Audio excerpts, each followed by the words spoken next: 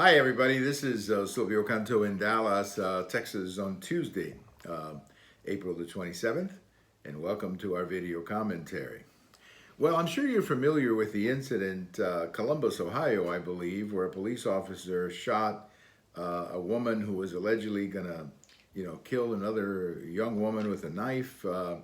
Everything is under investigation right now, and like I always do with these things, let's hear for the investigation and what the police department tells us about the incident. I think it's irresponsible to jump to conclusions about something that you don't really know anything about other than a video, but a video can be misleading, as we've learned over the years.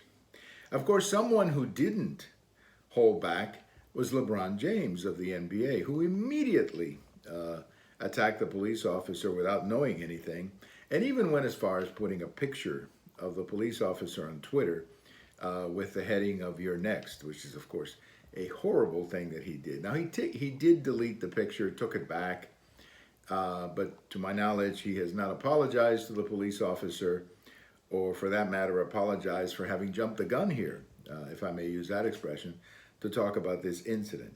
Now, a police officer in LA has invited LeBron James to talk about the police, and I think if LeBron is really honest about dealing with the problem, he should accept the invitation, and he ought to have a face-to-face conversation with the people who are out there in the streets enforcing the law, namely the police officers. In this case, it's an African-American police officer, so he understands the issue of racism and certainly can understand how to explain this to LeBron James. But I think there's too many people like LeBron James who are jumping to all kinds of conclusions here.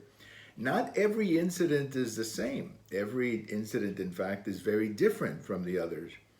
And to assume that every confrontation between a white police officer and a black citizen is rooted on racism or whatever is simply wrong. It's unfair, but it may also explain why we're having a lot of trouble recruiting police officers and why a lot of people are saying, you know what, being a police officer is simply not worth the hassle. Well, if we keep this up, LeBron, you're going to drive a lot of good people out of the force at a time when many of these inner cities are just busting with crime. I mean, the crime numbers are horrific for many of these cities. And the more that people like LeBron James talk about something they don't know anything about, the more that police officers are going to be walking out on their jobs.